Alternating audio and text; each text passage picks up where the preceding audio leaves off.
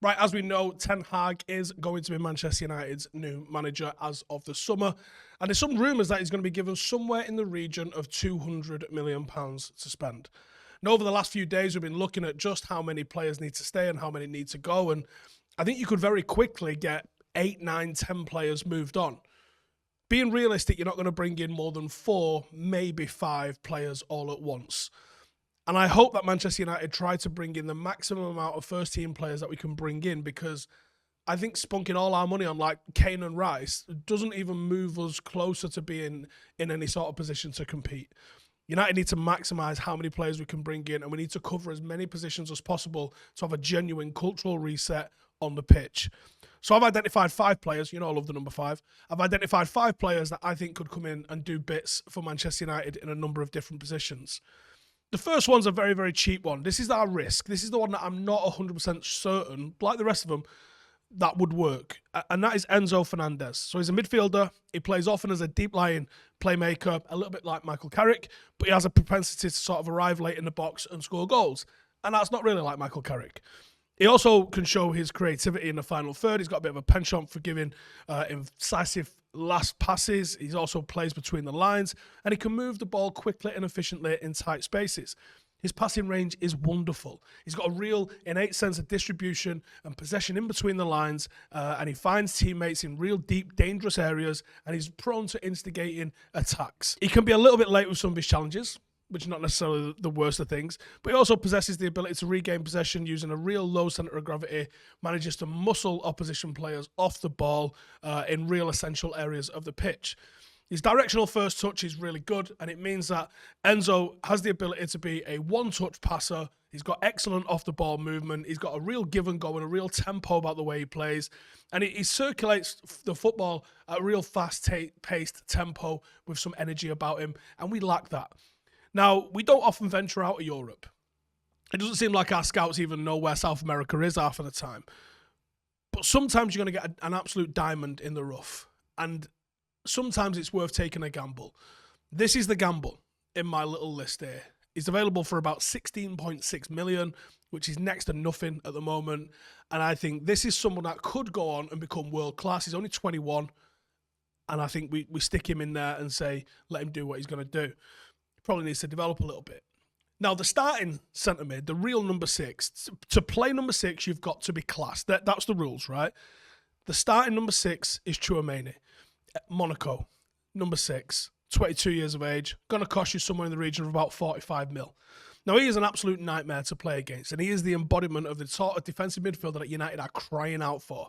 He's athletic. He combines that with a real turn of pace. He's got real good anticipation and reading of the game, which you need to play in that position.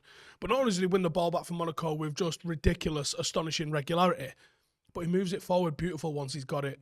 He's got a range of passing that allows midfielders to just run off him, which I think is something that Ten Hag would really like. It lets them get into space, and he's got the ability to be able to find them when they do. He is an exceptional tackler. He ranks in the 87th percentile for midfielders in the top 5 leagues with nearly 3 tackles won per 90 minutes. That's more than other world-class defensive midfielders such as Casemiro and Kante. And he combines that aggressive nature in defending with awareness of attacking situations developing around him. He can time his challenges really, really well. He's in the 98th percentile for interceptions per 90. That's godlike. He's literally a metric monster when it comes to what epitomizes being a defensive midfielder.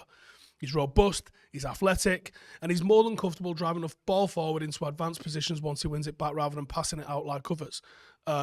Instantly better than Ndidi in this metric, for example. Really composed, really skillful, can play in tight spaces. He's got great feet and he's able to dribble his way out of trouble. He's also shown potential to get forward. He's exceptional in the air, which I think really lends its way to playing in England. And he's mature. And I think maturity in your game is something that really lends to being world class. You've got to remember, this is a 22-year-old kid playing with a level of maturity you don't see until you're 27, 28. Ligue 1 gets a lot of critics. And I think one of the things about it that can be a positive is, in terms of the physicality and the speed and the stamina required to play it, it's actually one of the closest to the Premier League. There's things about Ligue 1 that are genuinely pony and bang average, but the physicality, the stamina, the toughness required match what he's going to need in the Premier League. So for me, this is probably the biggest name on my list. He's the one that we need to go and get. There are links with Real Madrid, and I think if it's given a choice of playing for us or Madrid, he's probably off to Spain. But I would love to see us try and bring him in. Next up on the list then is we're going to Bundesliga and we're going for a right winger, 22 years of age, 42 million, Moussa Diaby.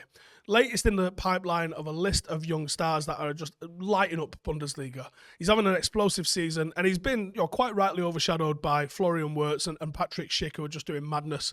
But he's had a massive part to play in why those two are also doing madness as well. He's got 16 goals and 11 assists in 38 games. And I know what you're saying, that doesn't convert to Premier League numbers. And you're right, it doesn't. But it's still decent, and he's still only 22.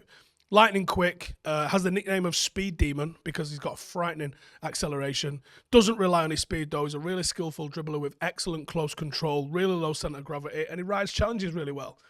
Naturally gifted, smooth technically, clever with his touches, pearl of pearl of a left foot, finishing is absolutely dead eye, and he can go around the outside on his right foot as well. The fact he's left-footed is something that United are really missing. Greenwood, we don't know what's going on with, but someone from the right-hand side, and actually he plays like a winger where Greenwood didn't, coming in off the right-hand side onto his left foot provides a real balance and a bit more width to Manchester United's attack and probably balance as well. I don't even think he's touched his ceiling. And again, I think he's someone that you could definitely go and get. That would be well worth bringing in if you're not going to get someone like Anthony, because we are going to go to Ajax and we're going to try and bring some players, but they're not just going to give us every Ajax player to appease Ten Hag, are they? Next one is Pau Torres, centre-half, 25 years of age, 45 million. This is the oldest player on my list at 25. You can't have a cultural reset by bringing in 38-year-olds. Someone that we've been strongly linked with, and he's only continued to fulfill that potential, going from strength to strength. He is a fantastic reader of the game. He's got sensational positional awareness, and he would be a great complement to Rafael Varane. Keeping with the trend of the modern game, he's just turned 25, but belongs in the new wave of young defenders who have grown up in the professional ranks with a strong emphasis on what they do in possession. He's exceptional at it. Comfortable playing a team that looks to keep the ball, move it from the back, as well as fighting through the opposition pressure. He can mix it up. He's got the passing range to find solutions. He's got the composure. He's press resistant. He's not really able to rely on any standout physical attributes. He's a thinking man's defender, and this can often see how well he judges in attacking situations. If he can add that with genuine communication and leadership, I think you've got a real player on your hands there. He steps out, he makes interceptions, he puts an end. It's proactive defending rather than reactive or passive defending, and I really like that. Here's a bit of a wild card. Not as much of a risk, I don't think, as Fernandez, but a definite wild card. And that is Gianluca Scamacca, right? And it's striker, 23 years of age, around 25 to 27.5 million, supposedly. This guy is an absolute giant, 6'5", and it's for not the only reason that he's been compared to Zlatan Ibrahimovic. His hold-up play has really developed. Once he really relied on having a sweet first touch, but now he's able to receive real difficult passes in the air, as well as using that massive stature that he's got to fend off opponents. He's proven to be a really good decision-maker. Decision-making you can't really buy. He really helps drive that team forward towards the penalty box, and he's got an underrated ability to maneuver his way into the box with quick feet when he gets there, which is ridiculous for someone who's 6'5", and I think that's where the Zlatan sort of comparisons come in as well, because Zlatan was pretty adept at doing that. Doesn't have the raw power that someone like a Haaland has, but very wiry, very agile, and he's got enough speed to get away from the defenders. Certainly someone that I don't think he's world class, but he's someone on the verge of hitting the next level. Which still might be a level away from world class. But if United are going to bring someone in to give Cristiano Thursday nights off and learn his trade, you can't go far wrong with this kid as far as I'm concerned. And then the last one, and perhaps the most exciting one, maybe alongside Tchouaméni, Jurien Timber. I said we was going to Ajax to pick someone up. He can play centre-half, right-back, centre-mid, 20 years of age, £30 million. Timber plays as a centre-half in a back four, but he's played quite a lot at right-back. And I think when he got Donny van der Beek in the dressing room, he's going to want to bring somebody else on the pitch that's played for him. You've seen how successful he was in doing that with Haller, as well as bringing through the academy players that he's brought through at Ajax. I am certain he's going to want to bring one player at least from Ajax, and I think it would be Timber. He come through the Ajax academy, so you know he's technically good. Very comfortable in possession, likes to carry the ball into the opposition half, which suits being either a fullback or playing down the middle. Renowned for really good positioning, really good reading of the game, like elite reading of the game. He's very aggressive and he's strong in the tackle towards opposition forwards, which I think really lends himself to playing in the Premier League.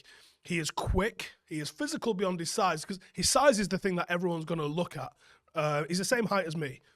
But we've had Daley Blind, who's only 1 centimetre taller, who was an effective centre-half. Him and Chris Smalling were actually ridiculous as a centre-half partnership.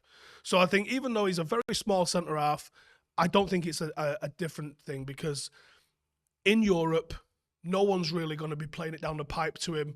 If Burnley stay up, that might be an issue for him. But with the way English football is going, you're seeing more channel balls, you're seeing more cutbacks. That relies on an agile defending that's aggressive and knows what they're doing, rather than big lumps that can just head it away. Teams aren't really playing that sort of football. And do you know what? If we come up against one of those teams, we'll just have to deal with it. But most of the teams are playing technical, smaller forwards that rely on speed and stamina. So you've got to match that with someone who's got speed and stamina, aggression and reading of the game. And for me, Timber matches all of those things. Now, what's the total of that? Actually, it's 206.6 million. So you give me a budget of 200 million, 206.6 million. That might be a net spend, right? That might just be if we bring all them in. We're definitely going to move some people on. I don't think we're going to get loads for the players that we're going to sell, but there's a very good start, and you've probably made 4 first-choice players, if not 5 first-choice players in that. So you've started to transform that first-team squad. That's my list. Let me know yours in the comments, and I'll catch you in the next one. Laters. Hey, thank you for watching the video. If you are new around these parts, then don't forget to subscribe. My channel is proudly supported by my community on Patreon. If you'd like to get a little bit of extra content, a Discord group, meetups, 5-a-side games, weekly podcasts, behind the scenes, and even an occasional bit of transfer news as and when I get it, then for the price of a pint, you can show your appreciation for the content that we make and get some goodies for doing so as well. Check the link in the description or click the button right here. You'll also find all of my socials here too if you want to follow me on any of those platforms. Nice one.